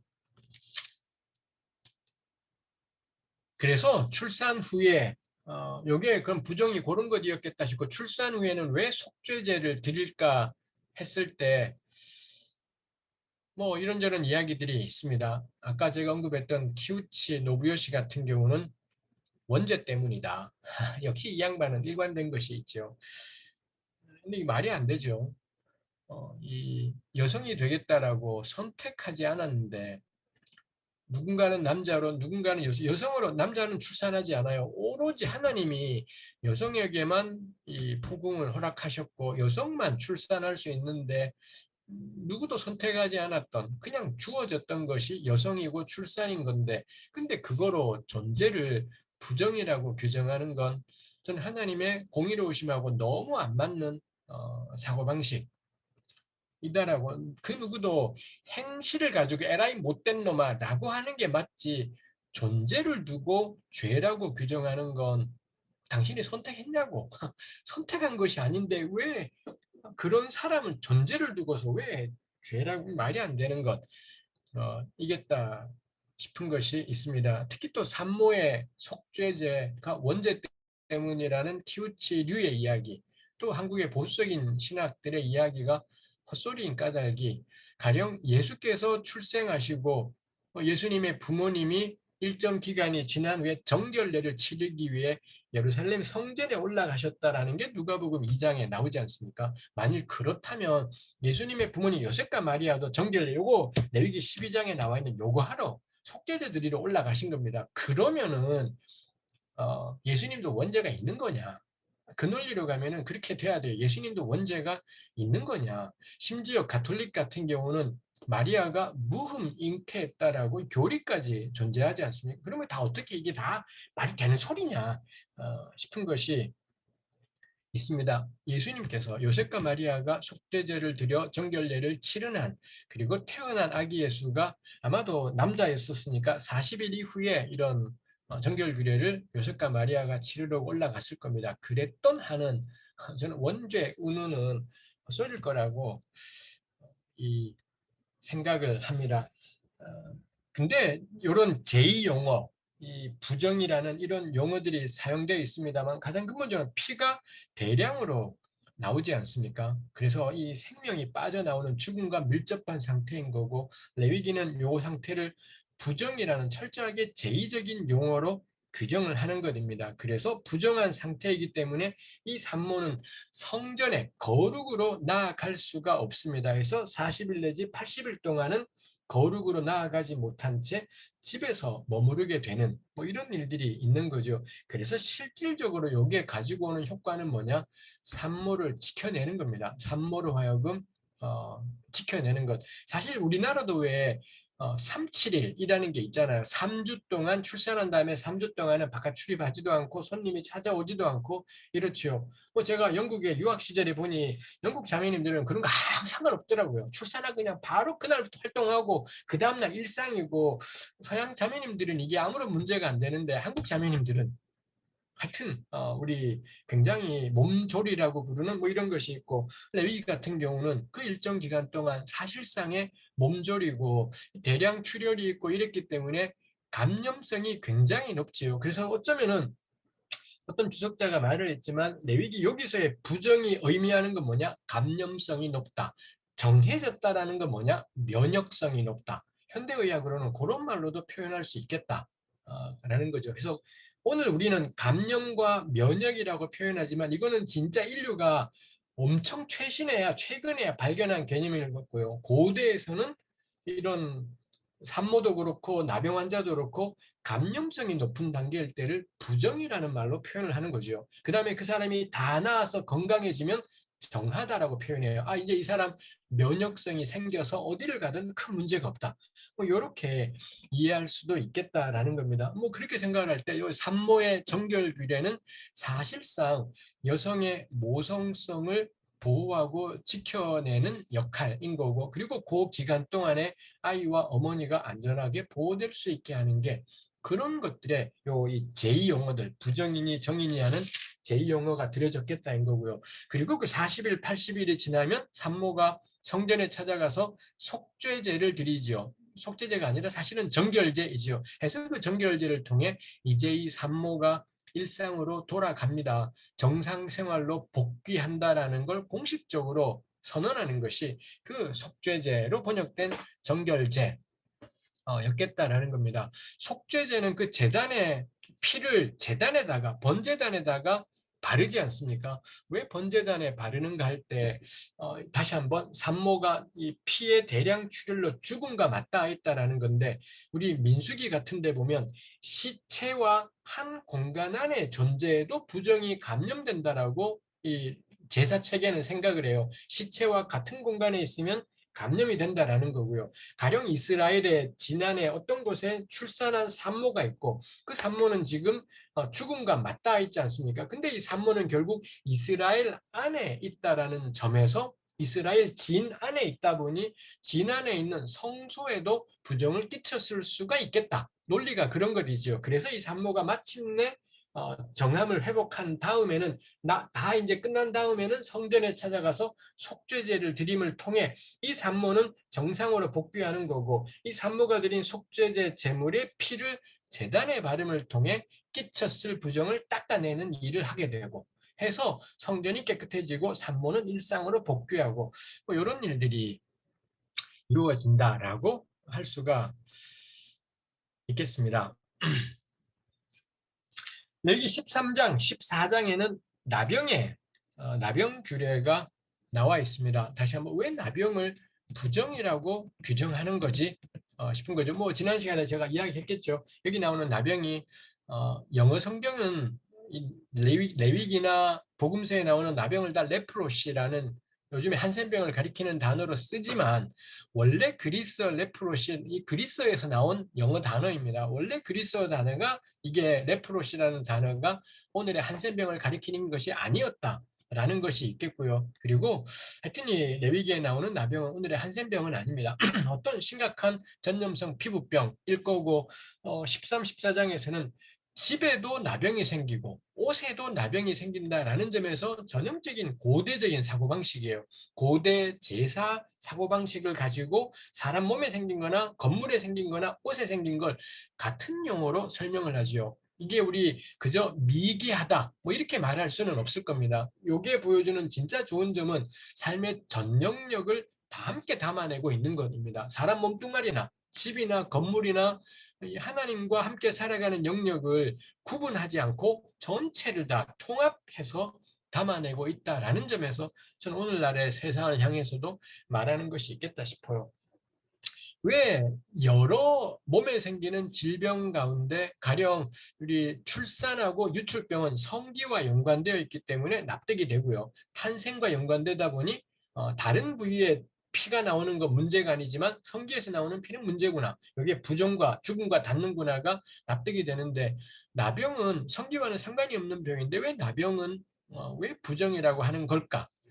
싶은 것이죠. 이거에 대해서 제이콥 밀그롬이 깔끔하게 다 정리해 놓았습니다. 민수기 12장에 미리암이 나병에 걸린 장면이 나오는데 그 미리암이 나병에 걸린 상태를 가리켜 아론이 표현하기를 그가 살이 반이나 썩어 모태로부터 죽어서 나온 사람처럼 그래서 고대 사람들은 나병이 이 심각한 피부병 걸린 사람의 그 피부가 문제가 생긴 것을 시체 같아 보였다. 죽은 사람 같아 보였다. 그러니까 고대에는 이 피부가 썩어 들어가면 죽은 사람이다라고 그 부분은 죽은 거다라고 이런 생각을 했다라는 거죠. 그래서 다시 한번 이 죽음과 다 있기 때문에 나병을 부정하다라고 본 거구나. 이지요. 그 다음에 나병에 걸렸다가 나으면은 이런저런 절차를 치르는데 그 중에 하나가 백향목과 우슬초와 홍색실 요 세 가지 아이템 백향목, 우슬초, 홍색실 세 가지 아이템을 준비해서 새를 한 마리 산 걸 잡아서는 그 피를 받아서는 그 피에다가 요 세 가지 아이템을 적시는 뭐 이런 일을 하더라는 겁니다. 근데 오경에서 요 세 가지 아이템이 등장하는 또 다른 경우가 언제냐? 시체를 만진 사람이 해야 되는 절차에 백향목, 우슬초, 홍색실이 나오더라이죠. 즉 죽은 사람 처리하고 난 사람이 이 세 가지 아이템을 필요로 하는데 나병에 걸렸다가 나은 사람도 세 가지 아이템이 필요로 하더라. 나병을 시체와 동급으로 생각하는구나. 그래서 부정인가 보다가 되죠. 욥기 18장 13절에 질병이 그의 피부를 삼키리니 피부를 삼켰다. 이 몸에 피부에 뭔가 문제가 생긴 거죠. 이걸 사망의 장자가 그의 지체를 먹을 것이며 욥기 구절도 피부에 문제가 생긴 걸 죽음하고 연관해 표현하더라. 라는 겁니다. 밀그룹 이야기 안 나오지만 한 가지 더 추가할 수 있는 것이 열왕기하 5장에 가면 나만 수리아 장군 나만의 나병에 걸렸다고 나오잖아요. 근데 수리아 왕이 나만을 보내면서 이스라엘 왕을 보내면서 이 사람 고쳐주시오 하자 이걸 받았던 이 이스라엘 왕이 표현하기를 아니 이런 식의 요구를 하다니 내가 사람을 죽이고 살리는 하나님이냐? 이렇게 이스라엘 왕이 대답하는 게 열왕기하 5장 7절에 있습니다. 나만은 죽은 사람이 아니에요. 나병에 걸린 사람 고쳐달라고 보냈는데 이스라엘 임금이 답하기를 내가 사람을 죽이고 살리는 신이냐? 라고 대답한다는 게 이것도 역시 나병은 죽었다라고 생각을 하는 거구나. 라는 걸 보여주는 거죠. 해석으로는 밀그롬이 이야기했던 세 가지에다가 이 나만 이야기까지 해서 네 가지의 사례들이 고대 사람들, 고대 이스라엘은 나병을 죽은 거다라고 생각을 했구나. 그래서 죽음의 영역과 닿아 있는 건 부정. 해서 수많은 질병들이 더 심각한 질병들이 있었을 수도 있지만 그 질병들을 다루지 않고 나병에 대해서 13장과 14장에서 다루고 있더라. 이지요. 해서 나병에 걸린 경우 공동체에서 격리하지요. 산모는 일정 기간이 지나면 무조건 정결함을 회복하지만 나병은 그게 알 수가 없기 때문에 공동체로부터 격리해서 따로 살게 되는 것이 있지요. 그러다가 이 나병에서 나았을 경우에는 아까 말했던 세 가지 아이템을 동원해서 이런저런 절차들을 받고 그 다음에 속죄제를 드리고 속건제를 드려요. 특이하게도 나병은 속건제를 가장 마지막으로 드리는 것이 있습니다. 속건제 우리 지난주에 하기를 재산상의 손실인 건데 왜 나병에서 나은 다음에 속건제를 왜 하지도 이게 특이하지요. 뭐 그 점에서는 결국 이스라엘은 전부 하나님의 백성. 그래서 예레미야 2장에 보면 이스라엘을 가리켜 여호와의 성물이라고 표현을 해요. 하나님의 거룩한 성물이라고 그렇게 표현을 합니다. 근데 나병은 결국 하나님의 성물인 이스라엘의 몸에 문제가 생겨서 글쎄요, 굳이 표현하자면 손실을 끼친 거다. 이런 생각을 했던 것이 아닐까 싶은 거죠. 이스라엘은 하나님의 성물인데 근데 그 성물에 죽음이 닿아버려서 하나님의 성물에 손해를 끼친 것 해서 그 나병에서 나왔다. 그리고는 이 사람이 속건제를 손실을 보상하는 속건제를 드리게 한 건가? 뭐 이런 궁리들이 가능하지요. 그리고 이스라엘의 제사는 제물의 피를 사람한테는 절대 안 뿌린다라고 했습니다. 유일하게 예외가 나병의 속건제입니다. 나병 환자가 나은 다음에 속건제를 드릴 때에는 그 제물의 피를 받아서 이 나은 사람의 이 오른쪽 귓불이, 그 다음에 오른쪽 엄지손가락, 오른쪽 엄지발가락에다가 그 속건제 제물의 피를 오른쪽 귀에, 오른쪽 엄지손가락, 오른쪽 엄지발가락에 짝짝짝 바르는 유일하게 피를 몸에 바르는 경우가 이런 경우이죠. 이거 우리가 성경에 하나도 설명이 안 나오지만 능히 상상할 만하지요. 이 가장 위에 있는 귀에 튀어나와 있는 부분이고 손에 튀어나온, 발에 튀어나온 부분이겠습니다만 귀로 바로 듣고 손으로 바로 행동하고 발로 바로 걸어가고 그야말로 이제부터 일상을 제대로 건강하게 올바로 걸어가시오. 아마도 그런 상징이 오른쪽 극단 지체들에게 이 피를 바르는 행동의 의미였을 거다 싶은 것이 있지요. 여기서도 이 나병 환자가 속죄제를 드리는 까닭은 죄 때문이 아니라 일상으로의 복귀를 공식화시키는 것이었겠다. 이지요. 마지막이 15장에 있는 유출병. 입니다. 유출병에 대해서 제가 나눠드린 자료를 보시면 15장은 겁나 깔끔한 구조입니다. 2절부터 15절까지가 남자의 유출병, 병입니다. 즉 비정상적인 성기에서 뭔가가 계속 나오고 있는. 그래서 아까 이야기했던 것처럼 요즘식으로 하면 어떤 종류의 성병일 거다 싶습니다만 그게 있고요. 그랬을 때 그 다음에 16절에는 남자의 정상적인 유출이 있습니다. 성기에서 그냥 정상적으로 나오는 것. 오줌도 있겠지만 여기서는 오줌이 아니라 사정입니다. 남자가 성관계를 했을 때 사정을 하는 게 남자의 정상적인 유출. 요때도 이제 부정하다라는 것이죠. 그러니까 레위기는 오줌 나오는 거 말고 나와서는 안 된다라는 것입니다. 근데 오줌이 아닌데 뭐가 나왔다? 근데 이거 문제는 아니다. 이게 사정한 경우인 거고 바로 그 다음에는 여자의 정상적인 유출을 다뤄요. 그게 월경. 이지요. 월경이 있고 그 다음에는 여자의 유출병, 월경 기간이 아닌데 성기에서 피가 흘러나오는 경우를 여기서 이야기하죠. 이게 우리 신약 성경에서는 그 마가복음 5장 같은 곳에서 혈루증 여인, 12년간 혈루증을 앓았다라는 여인이 있는데 그 여인의 병이 바로 요 병이지요. 월경 기간이 아닌데 계속 하혈을 하고 있는 상황이겠습니다. 그래서 15장은 남자의 남자의 정상 유출, 여자의 정상 유출, 여자의 유출 해서 남자, 여자, 비정상, 정상, 비정상 겁나 깔끔하게 대응되도록 배열되어 있는 것을 볼 수가 있죠. 굉장히 잘 다듬어지고 손질되어진 것 이겠다 싶습니다. 해서 이런 규례들을 통해 이것도 왜 하필이면은 이걸 문제에 제기했을까 했을 때 아까 했던 것처럼 성기와 연관되다 보니 성기는 생명 탄생과 직접적인 곳인 거고 그곳에서 무언가가 나온다라는 점에서 생명에 대한 오염이라고 생각을 하는 거죠. 해서 이걸 부정이라고 그렇게 규정하고 있습니다. 정상적인 부정, 남자의 정상적인 유출인 사정이나 여자의 정상적인 유출인 월경 같은 경우는 시간만 지나면 남자 같은 경우는 하루가 지나고 나면 그냥 복귀, 정상으로 정한 상태로 복귀하고요. 여자의 월경 같은 경우는 일주일이 지나면 그냥 무조건 정한 상태로 복귀해요. 그래서 아무것도 여기는 필요가 없는 시간만 지나면 되는 것. 이지요. 다만 남자의 비정상적인 유출이나 여자의 비정상적인 유출은 이게 나을 때까지는 계속 부정한 상태인 거고 나으면은 반드시 속죄제라는 절차를 거치고 사회로 복귀하는 뭐 이런 것들이 요구가 되지요. 그래서 어떤 부정은 제사로 마무리를 해야 되는 부정이 있고 어떤 부정들은 제사가 필요 없이 그냥 시간만 지나면 저절로 정한 상태를 회복하는 부정이 있고 그러하지요. 이렇게 유출병이 있는 동안에는 그 당사자는 그 당사자가 닿았던 침대나 의자는 부정이 감염된다라고 레위기는 생각합니다.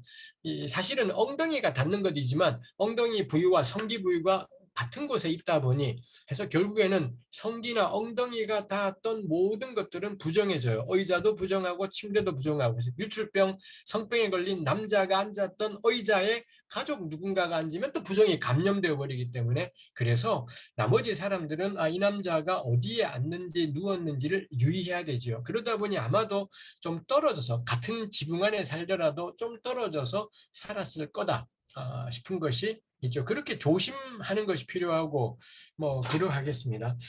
여기에서 제가 좀 더 다루고 싶은 건 뭐 책에서는 요 각각에 대해서 다룬 것들이 있습니다만 이 시간에 우리가 더 다루고 싶은 것은 월경하고 이 혈루증에 대해서입니다. 마가복음 5장에 보면 혈루증 여인이 여러 해 동안 고생했다. 근데 돈은 다 날리고 안 나았다가 있지 않습니까?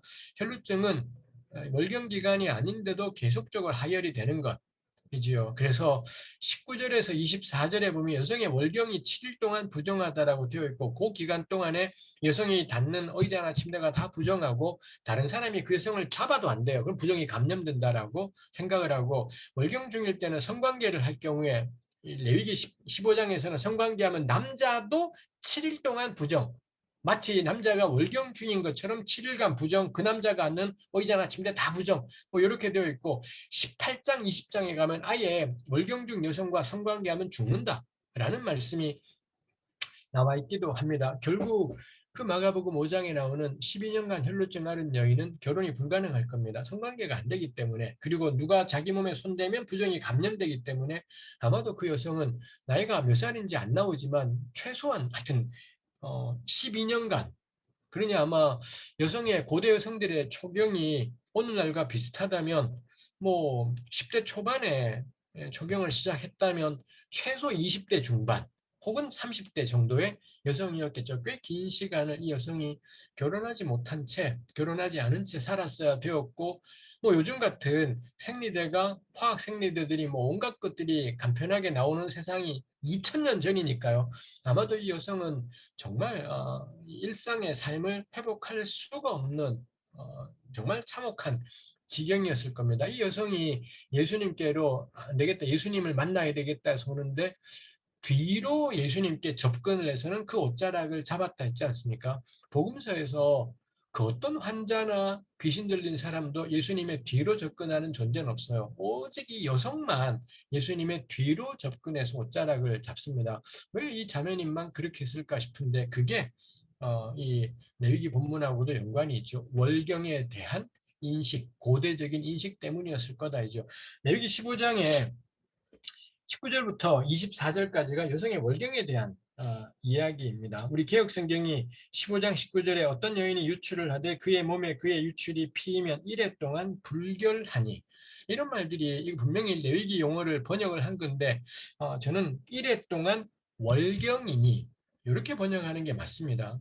여기 불결 혹은 에스겔서 같은 데도 불결기, 여기도 뭐 뒤에 25절에 불결기라는 말이 있는데 부정이라는 말도 정말 오해를 불러 이렇게 더럽다라고 생각을 하게 만들어요. 근데 우리 계속 하지만 돼지는 더럽지 않아요. 제2 용어인 것이지 절대 돼지는 더럽지 않습니다. 그렇게 생각해서는 안 되는 것이죠. 여기 불결도 이 여성이 지금 피가 생명이 빠져나오고 있는 상황이니까 제사적으로 규정을 하는 겁니다. 근데 요 단어가 부정과는 또 다른 단어를 썼고 그거를 번역하는 말로 불결이라는 말이 있는 겁니다. 그래서 쓰지만 이게 너무너무 오해를 오늘날에 가령 누군가가 너 불결해. 가령 월경 중인 여성을 향해 불결해. 그 자식은 밤새도록 뒤지게 맞고 지구에 쫓아내버려야 되고 우리 그러지 않겠습니까? 요거 그냥 쉽게 생각하면 이래 동안 월경이니 라고 저는 옮기는 것이 여기 불결 혹은 불결기라고 번역된 건 그냥 월경이라고 표현하는 것이 맞습니다. 해서 20절, 21절 만져서는 안 된다라는 것이 있고 24절 성관계에 대한 이야기가 있습니다. 레위기는 요 정도입니다. 사실 요 본문만으로 보게 되면은 실질적으로 이 여성은 일주일 동안을 사람들로부터 좀 떨어져서 있게 될 거고요. 그 다음에 집에 있지 않습니까? 그래서 전 요걸 보건데 고대 이스라엘은 같은 지붕 안에 있는 여성들의 월경 기간을 알고 있었을 거다. 저 같은 경우 제 아내가 월경할 때 저 알아요. 저한테 말을 하니까. 그리고 제 딸아이들도 저한테 그거 아무 문제 없이 아빠는 제가 영컨 가령 제가 딸이 둘인데 둘째 아이는 이 월경통이 굉장히 심해요. 월경 첫날하고 이튿날은 너무너무 아파서 뭐 진통제를 먹고 막 이러는데 첫째 아이는 좀 덜한데 둘째 아이는 그게 하여튼 있습니다. 그래서 당연히 너 왜 그래? 요즘 월경 첫날에서 너무 아프고 뭐 이런 이야기를 하는 거죠. 그런 것처럼 아마도 고대 이스라엘에도 그 안에 여성들의 월경에 대해서 알고 있었을 것. 그러니 가족들은 조심하면 되는 거고 지금도 마찬가지입니다. 저는 그래서 자매님들에게 늘 이야기해요. 적어도 가족 안에서는 이야기해서 지금 엄마가 혹은 누나가 여동생이 컨디션이 안 좋다. 월경 기간이기 때문에 자매님들은 월경 전에도 월경 전 증후군이 있어서 몸이 굉장히 안 좋고 월경 기간에도 처음 동안에 월경통 때문에 아프고 뭐 어떤 분들은 배란통도 있더라고요. 배란기 동안에도 아프고 남자들은 죽었다 깨나도 알 수 없는 근데 남자로 태어나고 여자로 태어나는 건 선택이 아니었고 일방적인 하나님의 부여하심 이었지 않습니까? 그러면 저는 남자라는 인두껍을 쓴 한 우리가 할 일은 뭐냐? 이 월경을 겪는 자매들에 대해서 조심하고 존중하고 배려하고 이거 너무 필요할 겁니다. 요거 레위기는 1회 동안이라고 해요. 현대 여성들 제가 이 레위기 공부하느라 자매님들에게 신뢰를 무릅쓰고 양해를 구하고 월경 이야기를 묻기도 했습니다만 뭐 책으로도 공부를 했습니다만 대부분의 자매님들이 오늘날에 7일 동안 하진 않습니다. 첫날, 둘째 날, 셋째 날 정도인 거고 그다음부터 양이 확 줄게 되고 있죠. 근데 이런데도 불구하고 오늘날의 여성들이 이 생리휴가 하루를 얻기가 겁나 구차해요. 하루를 얻기가 구차하고 그 다음에 모욕을 겪기도 해요. 이 개자식들에 있어서는 여성의 월경 날짜에 대해서 이게 잘못 악용되면 못되게 진짜 못된 놈들이 천지지 않습니까? 그러다 보니 어, 하여튼 이 끔찍한 것들이 있습니다. 레위기는 일주일, 구약의 숫자 7은 상징이에요. 하나님의 완전하심과 충만하심. 그래서 하나님이 하나님의 숫자를 사용해서 요 월경 기간 동안에 여성을 뭐 일종의 감싸 안으심이고 저는 보호하심이다 싶습니다. 현대 세계 여성 인권에 대한 이 페미니즘이 상식이 된 세상에도 생리휴가 하루 얻기가 구차해지고 구질구질하게 만드는 세상인데 근데 고대 세계는 이 7일간 이 자매님 건들지 마라 이 나쁜 놈들아라고 딱 하나님마저도 너 성수 안 해도 돼. 됐어. 쉬어. 뭐 이렇게 되는 상황인 거죠. 사실 이거 이 월경에 대한 이 말씀은 여성성에 대한 보호구나. 아까 레위기 12장은 여성의 모성성에 대한 보호였다면 이 부분은 여성이라는 존재 자체에 대해서 하나님의 숫자 7을 사용한 보호였었구나라고 생각을 해요. 근데 문제는 현실은 뭔가 여기에 부정이 쓰이고 불결이 쓰이면서 여성의 월경에 대한 사회적인 인식이 겁나 나쁜 것이 특히 종교는 더 심해요. 특히 종교가 거룩이라는 개념을 중요하게 생각하는 종교일수록 여성의 월경은 거룩과는 반대된다고 생각을 해서 끔찍한 뭐 제가 나눠드린 자료에 이거 다 제가 밀그럼 책에서 보고 그 다음에 탈무드 책을 들여다보면서 정리한 것입니다만 월경에 대한 별의별 끔찍한 말도 안 되는 편견과 선입견들이 잔뜩 존재하고 심지어 구약 성경에도 여기 나오는 여성의 월경을 가리키는 단어가 부정적인 나쁜 이미지로 막 그날에 되면 사람들이 은을 여성의 월경 던지듯이 던질 거야.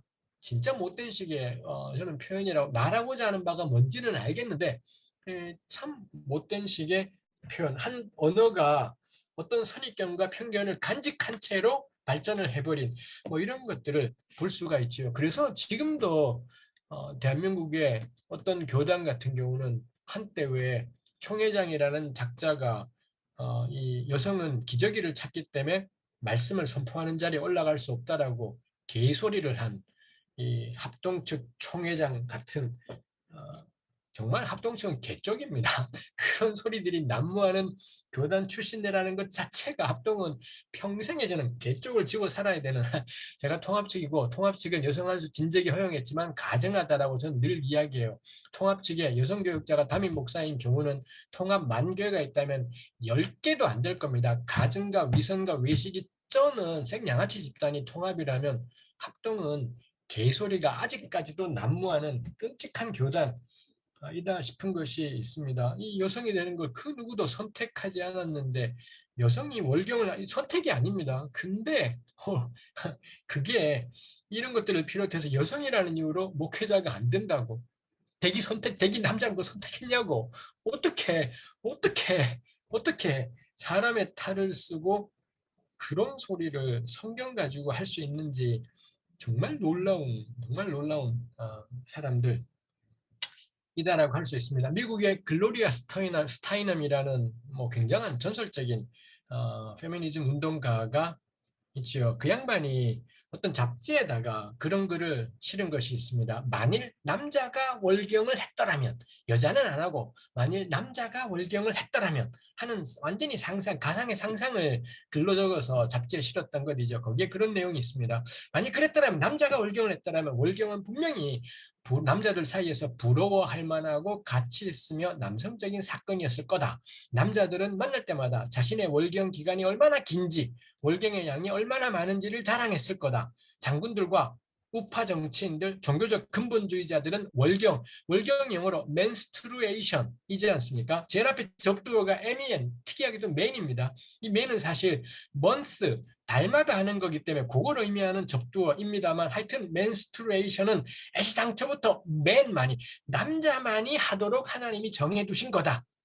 라는 것 이다라는 거죠. 그리고 남자만이 제사장이 될 수 있다. 왜냐하면 하나님은 그 백성을 위해 그 피를 주신 분인 거고, 그러니 매달마다 피를 내는 남자만이 사제가 될 수 있어. 뭐 이런 소리를 했을 거다라고 이 글로리아 스타이님이 아주 재밌는 상상을 제가 읽으면서 충분히 동의가 되는 이 자식들이 만일 월경을 했더라면 분명히 여성은 제사장 못되게 하고 목사 못되게 하고는 왜 남자만 돼야 되는지를 역시 성경 가지고 별의별 개소리들을 다 했겠다 싶은 것이 있기도 합니다. 뭐 끔찍해요. 저는 여동생이 셋이었고 결혼해서는 딸만 둘이고 이러다 보니 온통 자매님들 속에 살면서 제가 근데 제 아내를 만나서 살면서는 썩 잘 몰랐고요. 딸들을 제가 보면서는 그리고 그쯤부터 제가 레위기 공부를 제 학위 논문은 이사야서였기 때문에 레위기 공부를 늦게 하면서 내가 얼마나 이거에 대해서 몰랐던가라는 것을 돌아보게 되는 것이 있습니다. 레위기 15장의 이 월경 본문은 여성들로만 치면 피눈물 나는 역사입니다. 이 2000년 교회가 이 월경 본문을 가지고 여자들에게 했던 난폭하고 끔찍하고 무식한 말들이 성경에 근거해서 온갖 말들을 다 해왔던 것들이 있죠. 그래서 피눈물 나는 해석사는 이 월경의 본문 해석사는 정말 피눈물 나는 해석사이기도 하지요. 근데 문제는 레위기 자체 이 거룩한 하나님의 말씀이 오해의 여지가 너무 많다라는 게 있지요. 그래서 전 성경이 우리로 하여금 깨어있게 만든다 생각해요. 깨어있지 않으면 이 본문이 사람을 자유케 하고 생명을 주고 이 여성으로 하여금 7일간 하나님의 온전한 쉼을 누리도록 주어진 말씀이 도리어 여성을 억압하고 공적 삶의 현장에서 배제하고 몰아내는데, 차별하는데, 혐오하는데 이 본문들이 쓰이고, 이제 오늘날에는 뭐 또 다른 사람들에게 성경의 근거에서 배제하고 몰아내고 숨죽이며 지내게 하고 눈에 보이지 않게 만들고 뭐 이러는 것이 있다 싶은 것이 있습니다. 그래서 저는 성경 읽을 때 사회적 감수성이 너무 중요하다고 생각을 해요. 우리 시대의 센서티비티, 요게 없어버리면 이 살아있는 하나님의 말씀, 생명과 해방의 말씀이 억압과 배제의 말씀으로 되는 거죠. 성경의 책임이 아닙니다. 감수성이 하나도 없는 우리의 책임. 이 연약한 이웃에 대한, 우리 곁에 있는 사람들에 대한 감수성이 하나도 없어지게 되면 그 누구라도 기도 백날 세게 아무 소용이 없습니다. 이건 절대로 기도로 해결되지 않아요. 그 감수성은 기도로 해결되는 것이지 않지요. 약한 이웃들을 실제로 만나고 그들의 이야기를 듣고 여기에서 감수성이 길러지지, 교회 안에서 백날 기도해도 그런 감수성은 길러지지 않죠. 15장 마지막 구절이 있습니다. 31절에 너희는 이와 같이 이스라엘 자손이 그들의 부정에서 떠나게 하여 그들 가운데 있는 내 성막을 그들이 더럽히고 그들의 부정한 중에서 죽지 않도록 하라 라는 말씀이 있죠. 제사장이 이스라엘 자손과 더불어 이런 세밀한 일들을 해야 되는 것이 있더라이지요. 요게 잘 이루어지게 될 때 그 사회가 튼튼해지는 것이, 이게 단지 종교적인 것만이지 않습니다. 가령 나병에 걸렸을 때 제사장은 절대 나병을 치료하지 않습니다. 구약에서 치유하는 사람은 제사장이 아니라 예언자입니다. 엘리야, 엘리사, 뭐 이사야, 예언자들이 치유하는 사람이고, 제사장은 진단해요. 진단하고 사회 체제를 보존하는 사람이고, 뭐 그렇죠. 제사장을 즉각 진단해서 적절한 절차를 거친 다음 이 사람을 격리하는 겁니다. 그렇지 않고 이게 제사장의 제 직무를, 정부정을 제대로 구분 안 하면 이 사람이 그냥 머물러 있으면서 감염이 일어나게 될 거고요. 감염이 일어나서 나머지 공동체가 위험해질 뿐 아니라 이 나머지 공동체는 원인이 되는 이 사람을 잡아 죽이려고 만드는, 우리 한때 미국 양아치 같은 대통령이 우한 바이러스, 차이나 바이러스 이런 개소리 하면서 중국에 대한 혐오를, 전 중국 하나도 좋아하지 않지만 지역 이름을 거기에 결부시켜서 차별적인, 아시아인에 대한 차별적인 사고를 막 하게 했던 화투 같은 대통령이 있지 않습니까? 그런 것처럼 제 역할을 안 하면 환자도 엄청난 피해를 겪게 되고 나머지 사람들도 감염되어서는 마을 전체에 재앙이 임하게 되는 이런 일이 있는 거죠. 그걸 제사장이 하는 겁니다. 그럼 나병에서 나았다. 그러면 적절한 절차를 밟아서 사회로 복귀시켜야 되는 것. 그래서 누군가가 이 나병에서 나았는데 그 사람한테 덤태기 씌우지 않게 하는 것, 그게 제사장이 해야 되는 중요한 일인 거죠. 뭐 유출병에 대해서도 마찬가지. 일 겁니다. 제사장이 이런 것들을 적절하게 진단하고 판단해서 하는 것들이 필요하죠. 근데 이게 안 되게 돼버리면 사회 전체가 100%입니다. 병자가 박살나게 되고 약자들이 벼랑에 놓이게 되는 일이 있지요. 에스겔서 22장 26절에 그런 말씀이 있습니다. 그 제사장들은 내 율법을 범하였고 나의 성물을 더럽혔으며 거룩과 속된 것을 구별하지 않았고 부정과 정한 것을 구별하게 하지 않았다. 요거 딱 거룩, 속, 부정, 정. 에스겔 22장이 레위기 10장 9절 10절 본문을 알고 있구나. 라는 것이죠. 뭐 저자가 같은 건지 하여튼 같은 집단인 건지 분명히 레위기 10장에 나와 있는 구절하고 에스겔 22장은 딱 통하는 것이 구약성경 전체에서 딱 두 군데에서만 나오는 본문인 겁니다. 제사장들이 성, 속, 정, 부정을 제대로 구분하지 않았더니 어떤 일이 있느냐. 그 에스겔 22장의 앞뒤에 보면은 이 고관들이 폭력을 휘둘러서 백성들의 피를 흘리게 하고 백성들끼리는 포함하고 궁핍한 자는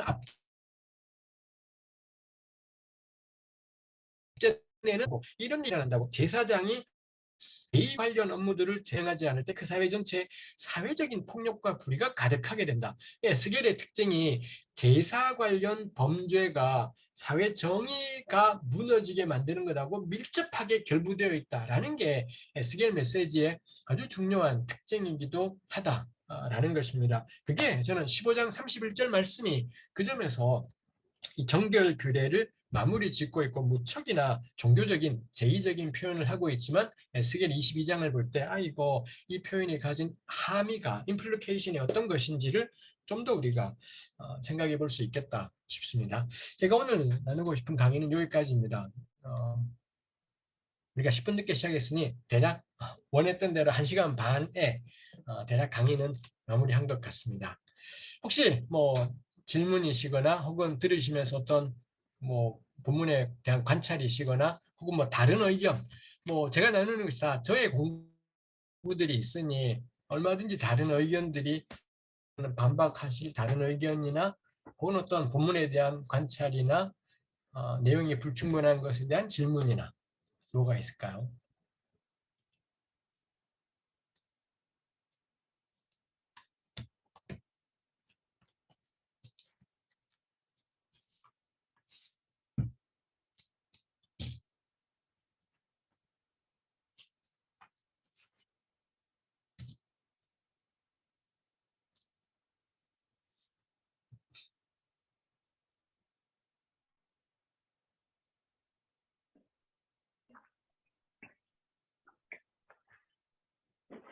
네, 이제 질문 시간입니다. 네.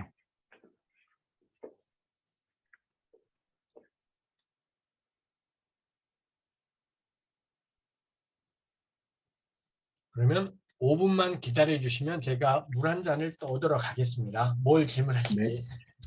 네,